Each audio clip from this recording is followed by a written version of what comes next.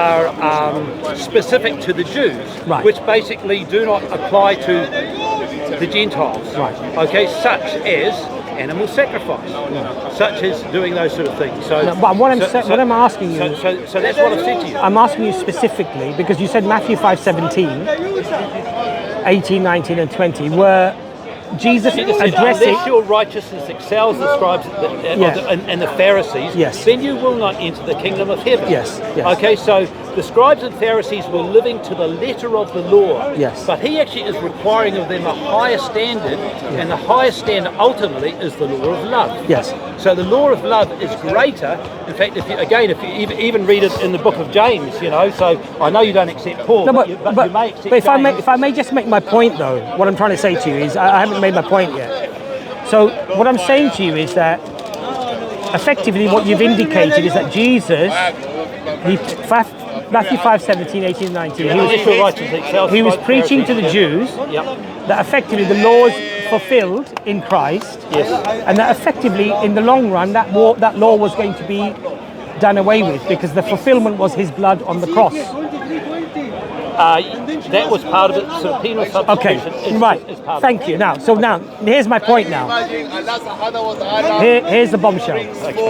And I don't want to get arrested even though I'm a Muslim and I use the word bomb. I don't mean it in that way. Please forgive me, right? Okay. Matthew 5:17. Yep. Do not think that I have come to abolish the law of the prophets. So he uses the word prophets, meaning past people of guidance who came with laws, like Noah, Moses, etc. Right? Okay. I have not come to abolish them, but to fulfill them. For I truly tell you, until heaven and earth disappear, not the smallest letter, not the least stroke of the pen, will be a means of despair from the law until everything is accomplished. Yes. Okay. Yes. But then he goes further. Until everything is what? Therefore, anyone who sets aside one of the least of these commandments and teaches others accordingly will be called least in the kingdom of heaven. Yes. For I say unto you, if your righteousness does not exceed the righteousness of the Pharisees, you will be known least in the kingdom of heaven. Correct. Okay. Yes. That doesn't sound to me that the law is going to be abolished. It uses the word accomplished, right? No, but anyone who teaches... The law was accomplished. In one of the other Bibles, it says not a tittle, not a dot. You can't even change a tittle or a dot. Yes. And you're saying it's done away with. Until when? Until what? Until. You just read it before. Until what? You tell me. Okay. Verse 19. Unless your righteousness surpasses the Pharisees and the teachers your law, you will certainly not enter the kingdom of heaven. That doesn't seem like an abolition. Until heaven and earth pass away, smallest letter will not strike out, the law until everything is accomplished. Yeah. Okay. What do you mean? What does that mean? Okay.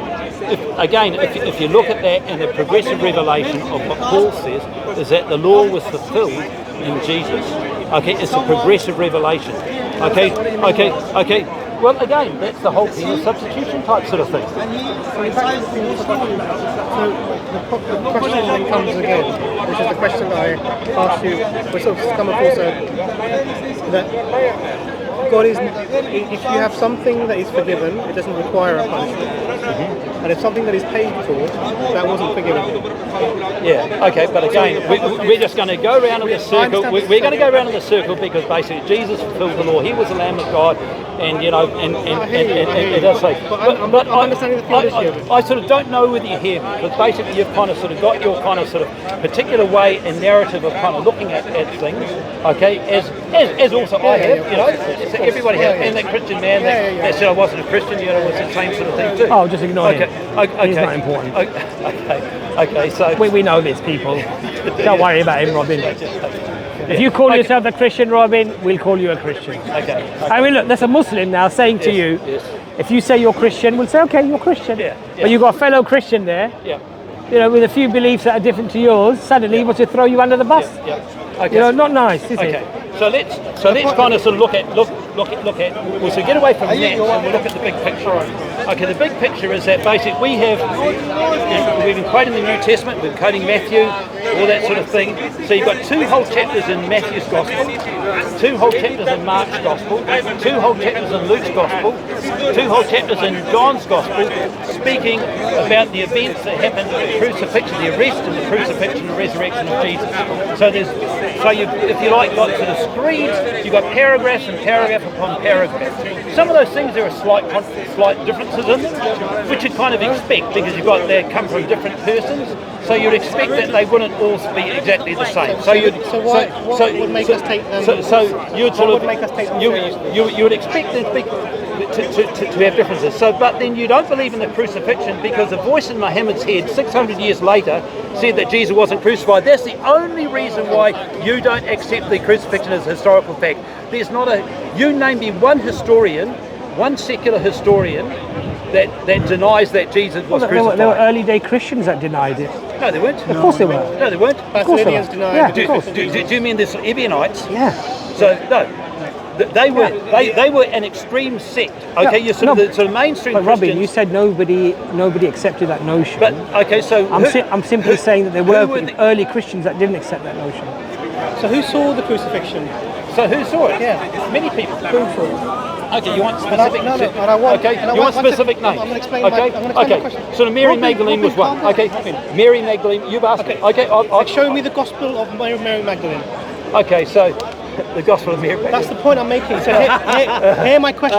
Come on. But hear my question. Come on. Hear my question. Be real and sincere. Robin, you do smile a lot when difficult questions are asked. No, like see Mary Magdalene. You're asking, well, where did Mary Magdalene write that down? Okay, it's her testimony. It's what she saw. Okay, does a woman's testimony? Robin, you're freaking out. I need to calm down. No. Take a breath. You've come all the way from New Zealand to come and freak out here, Robin. Come on. You asked me a question, and I've told you a question, but I've given you the answer.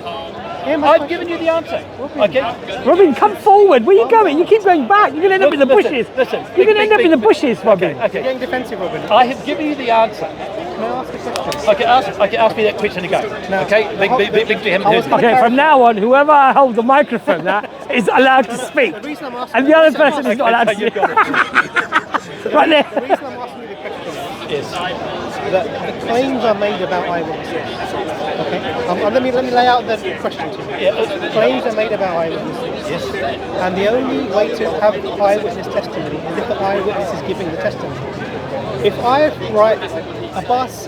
writing something, Abbas said, Abbas saw, and I'm not Abbas, that's not eyewitness testimony. Do you understand the distinction?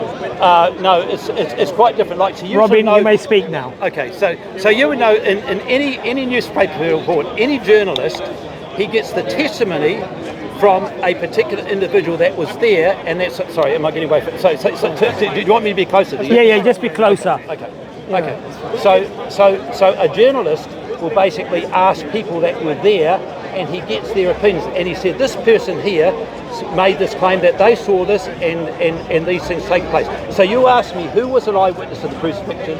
I've said to you one of those was Mary Magdalene. For now, I like the journalist example. The problem with the journalist example is that it's hearsay.